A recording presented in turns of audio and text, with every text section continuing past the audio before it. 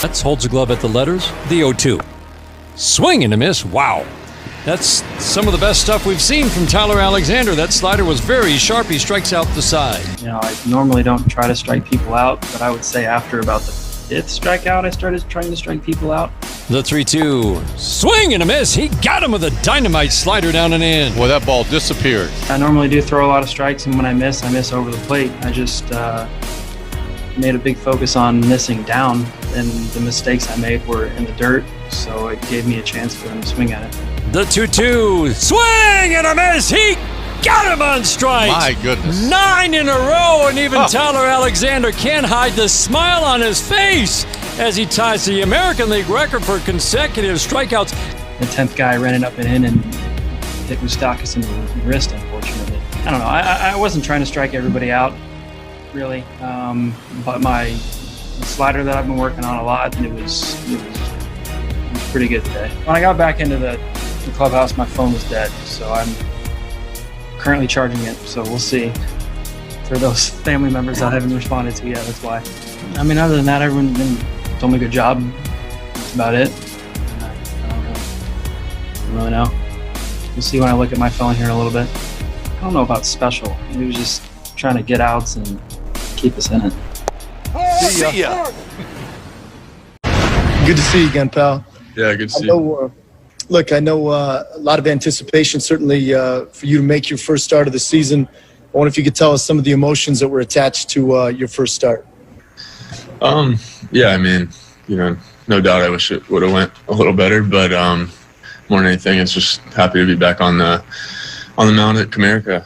It was a long time coming, a lot of downtime, a lot of just kind of sitting and testing and waiting and wishing, I've been saying. But, yeah, again, it was just good to be back in the clubhouse and see all my teammates, all my friends and the coaches, and so, yeah, I'll take that positive out of today. What would be one area, if you could pinpoint to where you would say, you know what, I wish I would have done this a little bit better? Yeah, I mean, all in all, I felt pretty good. I felt sharp enough. It just, I think I was being too fine. It was the first day back, and I wanted to make perfect pitches instead of attacking more. And I think that's just the adjustment I'm going to have to make for next time, which is fine. But, yeah, I mean, other than that, body felt good. Everything felt fine. They had some really good at-bats early on that kind of had me working, and so credit to them on that. But, again, yeah, obviously I have to just be better. Good to have you back. Thanks. You too. Thanks. Thanks, Johnny. Our next question comes from Jason Beck from MLB.com. Hey, Daniel. Welcome back. Hey, thanks. I was wondering what the adrenaline was like for you out there compared to a regular start, and did you find yourself having to temper that adrenaline at all as you went along? Yeah, I mean, I would say that it was definitely there. Again, I've just kind of been dreaming of getting back out there for a while now, and as much as you want to mentally prepare, once you get between the lines, it's a different ball game. But I would say I don't think that it affected me too much. I think I controlled it as well as I could. Just kind of what I alluded to earlier. I think I was trying to be too fine, trying to make perfect pitches and instead of attacking better. And obviously need to put guys away when I get ahead. Start with a question from Evan Woodbury from MLive. Hey, Austin, I wanted to ask you about Tyler Alexander today. At what point do you realize that you were in a streak of pretty impressive strikeout streak there, and this was going from a middle inning relief appearance to suddenly something that was almost historic, or that was historic, I guess? Yeah, no, Tyler threw the ball really well. I kind of didn't really notice it until the end. I didn't really stop and think about it. I was just kind of on to the next guy, and then I looked out on the board and saw he had 9 Ks, and I was like, I hope that's just him and not rolled over from the other guy pitching too. But he was throwing really well. He was hitting his spots. He was moving his slider down and away from the lefties, and he was real tough. I mean, he was pretty much picture perfect on hitting his locations, and that always kind of bodes well. I was wondering, he even said, I'm not necessarily a strikeout guy. I'm a strike thrower, but not a strikeout guy. How, when you're a guy that doesn't throw 100 miles per hour and maybe even is seen as a finesse pitcher, how is it just a matter of location, or how do you have success like he? Yeah, no, it definitely goes to that old saying, like, it doesn't matter how hard you throw, it's kind of where you throw it. I think he was spot on with his command, and all 3-4 pitches, he was throwing changeups and cutters and sliders. I mean, it was kind of just like everything coming together for him in that inning, and he threw really well. Thank you. Thanks, Evan. If there are other questions for Austin, please put those in the chat. We'll go to Cody Stavenhagen from The Athletic. Yeah, Austin, a couple other things on Tyler. Do you remember the Castellanos at bat? I think he got down 2-0, came back to get that strikeout, which was his 9th.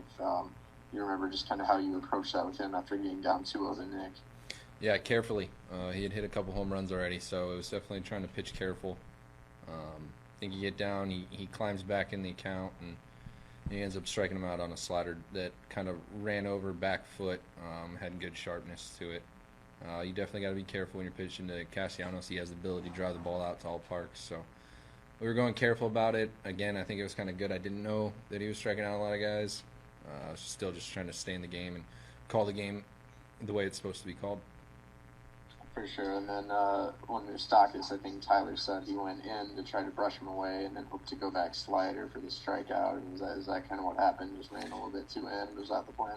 Yeah, I mean, if you watch the at-bat, I mean, we threw every single pitch down and away. I think we were picking the corner with a fastball and then running the sliders off. So, you know, I kind of saw him leaning out over the plate, trying to get a better look out there, get a better swing on a ball, and felt it was a good time to try and go inside, make an aggressive pitch in with a heater, maybe jam him up, but it kind of just sailed on him. I think when you go too far on one side of the plate for so long, you know, maybe they lose the feel of the inside corner. That ball kind of just ran on him and caught him in the wrist, I think. I'm not sure, but, you know, trying to set guys up. For sure. All right, thank you. Thanks, Cody. Any other questions for Austin? Again, please put those in the chat.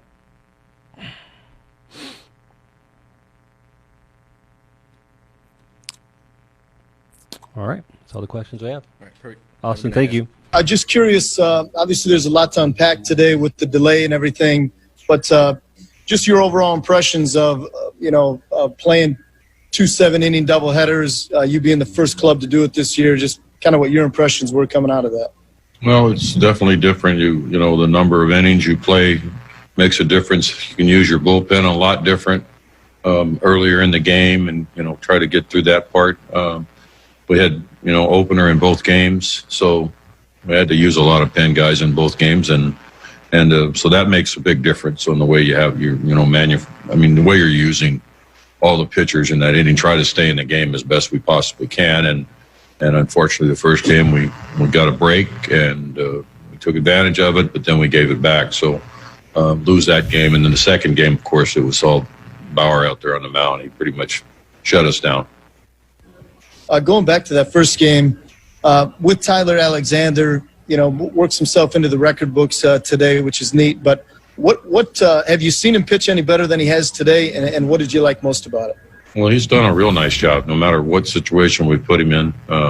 Today was phenomenal. I think 9 in a row or however many in a row he punched out, and he just knows how to pitch, and he's making a statement. He wants to pitch more, and he wants to start, and that's how you get into the plans, is doing things like that. We know he can start. We had him do it last year, so we're just trying to sort things out, with Norris and guys like that, and figure it out. And we're going to see what works best for our ball club, as we go along here. My last one, and I'll turn it over to the rest of the guys. But offensively, you mentioned how good Bauer was in Game 2. What did you like about your defense, though? It seemed like your defense certainly picked up your pitching today. Well, we've been playing. We catch the ball pretty decent, and our outfielders made some great plays today. Demerit down the right field line. Stu made about 2 or 3. So we had some good things happening out there, and we expect that. These guys should be able to play, and we expect them to make plays like that. So, like I said, that was 14 innings of baseball, and you get 2 losses out of it. The first game, we had a chance. We had our opportunities to win it and hold it, and we didn't do it. They got us. And then second game, as I said, was pretty much all their pitcher. Thanks, Johnny. Our next question comes from Jason Beck from MLB.com. Yeah, hey, Gardy. You had mentioned going into this that you thought Norris would be amped up. Just how do you think that affected his outing? And it kind of seemed like he fell out of form there. Well, yeah, he was wired, and he wasn't paying attention to the runners. They were running on him before he even picked up his leg, and he's just a little overwhelmed. I mean, being back, excited, the whole package, overthrew the ball. All the things that you think can happen pretty much did out there with him. 54 pitches and an inning and 2/3, I think it was, or whatever it was. That's just all over the place. So, you know what? See what happens the next time out, and we go from there. I mean, at this point, do you see him as a starter exclusively, working as a starter, or could you? No, we haven't talked about that with Al. It's his birthday today. I don't want to irritate him, so we'll talk about that as we go along and do what's best for the baseball team. Thank you. Thanks, Jason.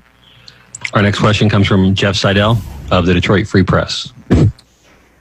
It's amazing. It's a sixth of the way through. 10 games in, what are your impressions of this team? Well, I like the group today. It's hard. I mean, you can ask that question on a day we lose a doubleheader. That's hard to answer. But in the first game, we had our chance, and we've been hanging in there pretty good. We like things. We have to get our rotation straightened out. That's the biggest thing, because using 2 openers and using the bullpen as much as we have, that won't last. Not even in a 60-game schedule. So, the health of our starting rotation has got to get a little better here and more consistent. And those things, once we iron that out and, get, 4 or 5 guys locked in there, it's going to be okay, because we like our 3. And now we're trying to figure out the 4th and 5th. And, I think Tyler might be pushing his way in there the way he's throwing right now. Talk to my pitching coach about it, and we'll line up the next time through.